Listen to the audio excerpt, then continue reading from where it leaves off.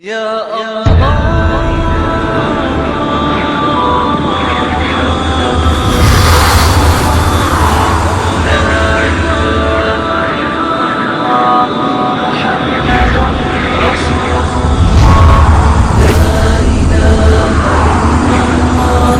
محمد رسول الله لا إله إلا الله محمد رسول الله.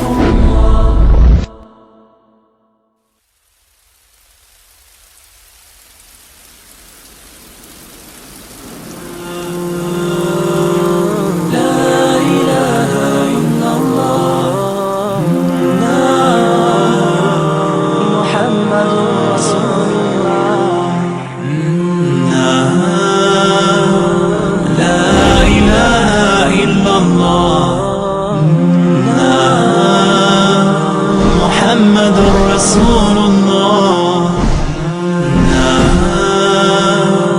لا إله إلا الله محمد رسول الله.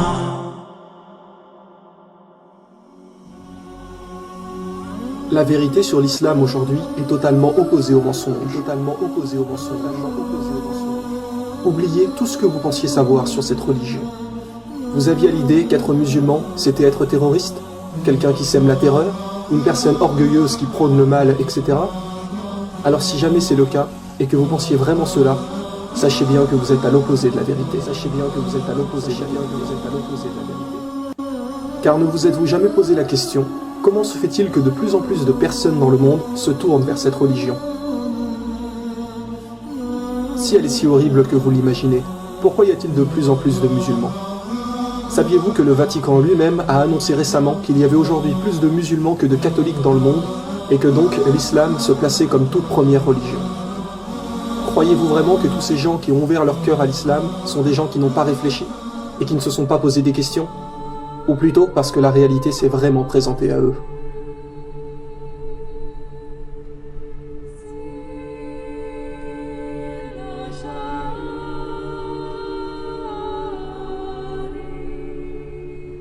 Il est aujourd'hui plus que temps de cesser les mensonges.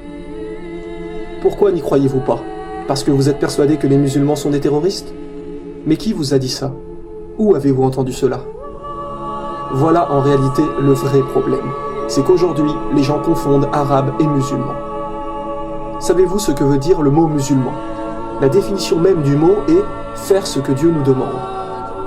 Or, Dieu nous a strictement interdit de tuer.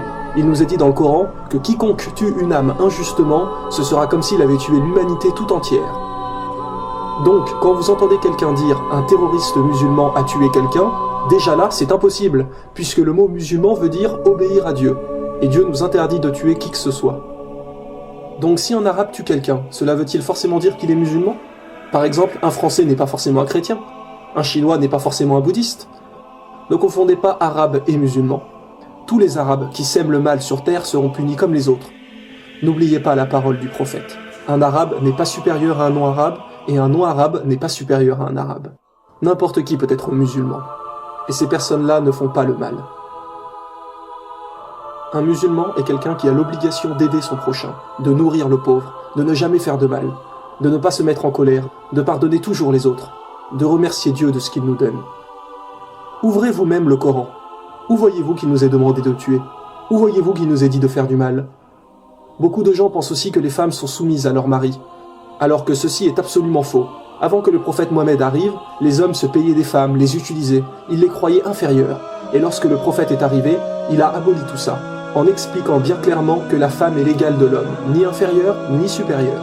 Où voyez-vous dans le Coran que celle-ci doit être soumise? En vérité, le prophète Mohammed a dit « Parmi les meilleurs d'entre vous, ce seront ceux qui prendront soin de leurs femmes. » Alors vous me direz peut-être « Oui, mais on voit des gens qui ne font pas ça, qui ne respectent personne. » Eh bien oui, cela est vrai. Mais ça, ce n'est pas l'islam. Ce sont ce que les gens en font. Ils ne suivent pas toujours bien les lois peut-être, mais ne vous dites pas que c'est ce que Dieu a demandé. Aujourd'hui, les ignorants jugent une religion en se basant exprès sur les arabes qui font n'importe quoi pour vous faire penser que c'est cela l'islam. Vous ne vous rendez pas compte que vous vous faites manipuler. Êtes-vous déjà allé dans une mosquée, voir vraiment qui sont les vrais musulmans? Allez faire le test. vous serez vite surpris de voir que toutes vos suspicions sont totalement fausses. Car vous trouverez chez les croyants une vraie fraternité, des gens qui ont le sourire. Car c'est là le message de l'islam. Car c'est là le message de l'islam. Le message de l'islam. Le message de l'islam. Dieu nous a dit, rien qu'un sourire est déjà là une aumône. Si aujourd'hui autant de gens se tournent vers l'islam, c'est qu'ils se sont rendus compte que entre ce qui est raconté et la réalité, c'est tout à fait d'un extrême à l'autre. Utilisez votre logique. Vous savez pertinemment que Dieu nous demande forcément de ne faire que le bien. Beaucoup de gens aujourd'hui ne respectent plus personne, que ce soit leurs amis ou même leurs parents. Alors qu'il nous est dit, chapitre 17, verset 23, « Garde-toi de marquer la moindre répulsion à l'égard de tes parents ou de leur manquer de respect. Parle-leur toujours affectueusement. » Alors quoi? C'est ça l'islam? Être poli, respecter tout le monde, être généreux? Alors dites-moi, mais où est le mal? Qu'est-ce qu'il vous gêne en fin de compte? Ce sont toutes ces personnes arabes qui sèment le bazar et qui se disent être musulmans? Mais cela est absolument faux. On ne peut pas vraiment les qualifier de musulmans. Le prophète Mohammed a dit « Vous ne serez pas vraiment musulman du moment que vous n'espérez pas pour votre frère ou votre sœur ce que vous espérez pour vous-même. » Et là on ne parle pas des frères ou sœurs de sang, mais de tout le monde. Vous ne serez pas vraiment musulman du moment que vous n'espérez pas pour autrui ce que vous espérez pour vous-même. Vous pensez qu'être musulman va tout changer? Que votre vie ne sera plus la même? Mais en réalité, qu'est-ce que cela va-t-il changer? Vous croyez que vous n'allez plus avoir de liberté? Bien au contraire. Vous pouvez toujours vous marier, partir en voyage, acheter une maison, avoir des enfants, vous amuser avec vos amis. Mais en plus de cela, vous allez vous efforcer d'être le meilleur pour les autres, d'inciter les gens à faire le bien, parce qu'à chaque instant, peu importe où vous êtes, vous savez que Dieu vous regarde. Il sait ce que vous cachez ainsi que ce que vous divulguez. Ne voyez pas des contraintes ou des obstacles, car cela est totalement faux, à moins que selon vous, être quelqu'un de bien est une contrainte. Dans le Coran, Dieu nous a dit « nulle contrainte en religion ». Vous savez qu'en réalité, vous passez votre temps à acheter des objets de luxure qui bien souvent ne servent à rien, alors que vous pourriez nourrir des gens qui souffrent vraiment. Vous passiez vos soirées en boîte de nuit, sous alcool, ou parfois l'un de vous finit bourré et vomit partout. Ou une fois cela se termine par un accident sur la route au retour. Ou une fois vous couchez avec cette fille, et le lendemain vous ne vous souvenez même plus ce qui s'est passé. Et parfois même vous recevez plus tard un coup de fil pour vous dire que cette fille est tombée enceinte. Ne vous rendez-vous pas compte qu'il y a là un problème, que la société d'aujourd'hui vous pousse à consommer? Quel chemin allez-vous choisir? Le chemin du mensonge, qui est « j'ai qu'une vie, je profite, je bois, je fume, je me drogue, je passe 5 heures par jour sur internet à perdre mon temps » ou le chemin de Dieu, c'est-à-dire chercher à aider et à faire le bien? Coran chapitre 9, verset 71, les croyants hommes et femmes sont solidaires les uns des autres, ils encouragent au bien et déconseillent le mal. Les musulmans se soucient sans arrêt d'aider les nécessiteux, et nous savons qu'il y a là une grande récompense. Notre prophète nous a bien précisé, l'aumône éteint les péchés comme l'eau éteint le feu. L'aumône éteint les péchés comme l'eau éteint le feu. L'aumône éteint les péchés comme l'eau éteint le feu. Depuis que le premier homme a posé le pied sur la terre, l'islam était là également. Et tous les prophètes ont prôné la même religion. Ne vous êtes-vous jamais posé la question, pourquoi les noms de religion prennent souvent le nom de quelqu'un? Par exemple, Jésus-Christ, le christianisme, judaïsme pour Judas, bouddhisme pour Bouddha, etc. Mais pas l'islam. Le mot islam a deux significations. Il veut dire faire ce que Dieu nous demande et aussi la paix.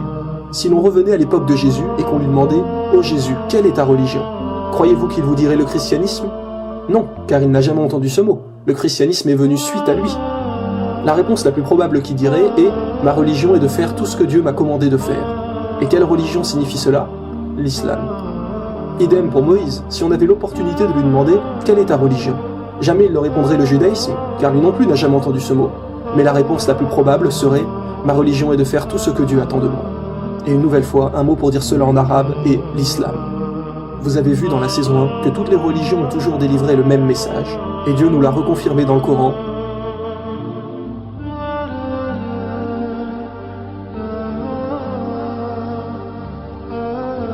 Mais malheureusement, il y a eu des innovations dans beaucoup de choses. Et c'est pour cela que tous les prophètes ont annoncé la venue du dernier messager, qui rétablira bien sur la terre la vérité sur la religion de Dieu. Comme par exemple, lorsque Jésus a prédit l'arrivée du prophète Mohammed, dans l'évangile selon saint Jean, chapitre 16, verset 13, en disant « Il vous conduira dans toute la vérité, car il ne parlera pas de lui-même, mais il dira tout ce qu'il aura entendu. » Et dans le Coran, que nous est-il dit?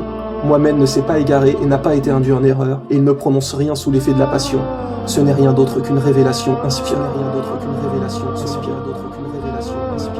Êtes-vous déjà allé à la messe un dimanche? Ne vous êtes-vous jamais posé la question pourquoi les églises sont pratiquement vides aujourd'hui? Vous trouverez peut-être quelques personnes âgées, mais la plupart des gens aujourd'hui délaissent la religion. Pourquoi? Parce qu'ils se sont rendus compte qu'il y avait beaucoup d'erreurs, que les gens changent les lois de Dieu. Par exemple, il y a encore 50 ans, il était interdit de brûler les corps des défunts dans le monde chrétien. Mais depuis quelques années, le pape a autorisé cela. Ils se permettent de changer sans arrêt ce que Dieu a demandé, alors que Jésus a bien précisé dans l'évangile selon saint Matthieu que celui qui supprimerait ne serait-ce qu'un seul des plus petits commandements sera appelé le plus petit dans le royaume des cieux. Les gens se perdent car ce n'est plus là vraiment la religion de Dieu. Par contre, faites un jour le test. Allez dans une mosquée à la prière du vendredi. Vous les trouverez tellement pleines qu'il n'y aura presque plus de place. Parfois, les gens prient même dehors, tellement les mosquées regorgent de monde. Les autres religions n'ont presque plus de pratiquants. Et d'ailleurs, Dieu nous a dit, certes, l'erreur est destinée à disparaître. Il y a trop d'incohérences.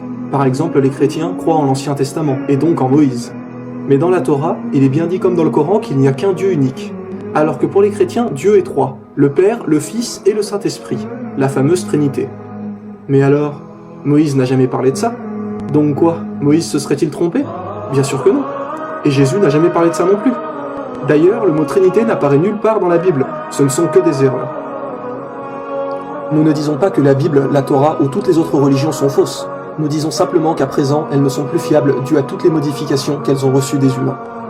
Et que pour être sûr de suivre la vérité, eh bien suivez ce que vos prophètes vous ont dit. Suivez le dernier messager qui vous guidera dans toute la vérité.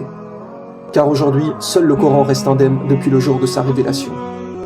Qu'est-ce que l'islam? La religion de Dieu, la vraie religion, la religion de paix. Ne restez pas dans le mensonge. Renseignez-vous par vous-même si vous avez des doutes. Demandez à Dieu de vous guider, et les doutes vont être levés, et les doutes vont être levés, et les doutes vont être levés.